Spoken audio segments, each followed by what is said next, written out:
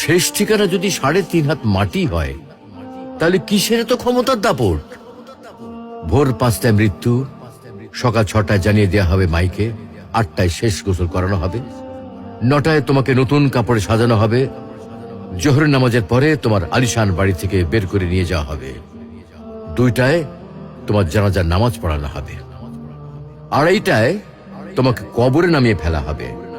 মাটি দেওয়া শেষ হয়ে গেলে কেউ তোমার জন্য দোয়া করবে, আর কেউ চলেও আসবে।